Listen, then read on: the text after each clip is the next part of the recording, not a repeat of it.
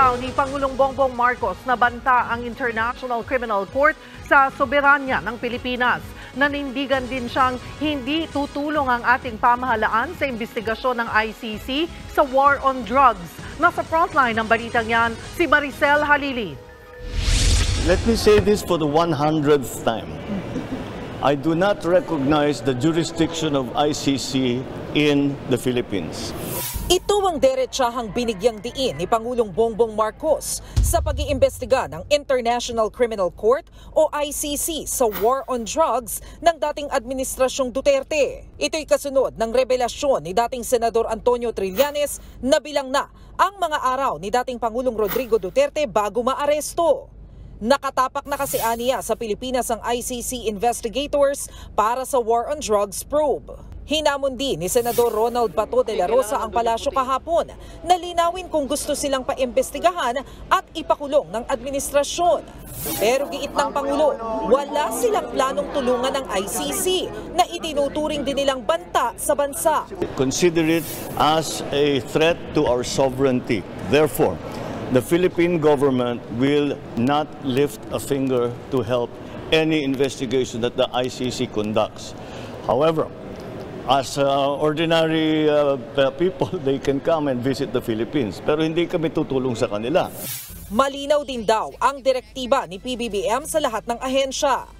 In fact, binabantayan namin sila, making sure that hindi sila that they do not come into contact with any agency of government, and if they are contacting agencies of government, na sasabihin yung whatever policeman, local government, sabihin wag niyong sasagutin.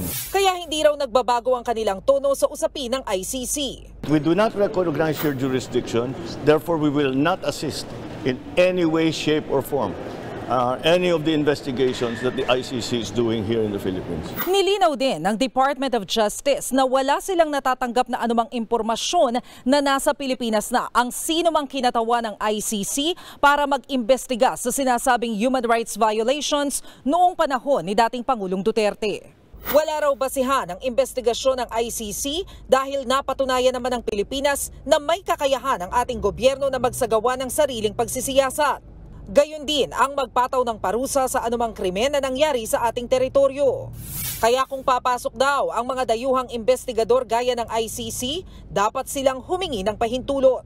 Kinakailangang sumunod sa konstitusyon at alintuntunin tulad ng paghingi ng consent at approval sa iba't ibang sangay ng gobyerno tulad ng DFA, DILG at DOJ bago makapagsimula ng formal na investigasyon sa bansa. March 2019 nang kumalas ang Pilipinas sa ICC sa utos ni dating Pangulong Duterte dahil sa pagpupumilit nito na imbestigahan ang sinasabing extrajudicial killings na bunga ng laban kontra ilegal na droga. Pero nang tanungin si PBBM nitong November 2023 kung babalik pa tayo sa ICC, pinag-aaralan pa raw ito ng kanyang administrasyon. Nagbabalita mula sa Frontline, Maricel Halili, News 5. Mga kapatid, Lucy Cruz Valdez po, maging maalam at may pakialam sa mga napapanahong balita sa bansa. Tumutok at mag-subscribe sa News 5 social media pages.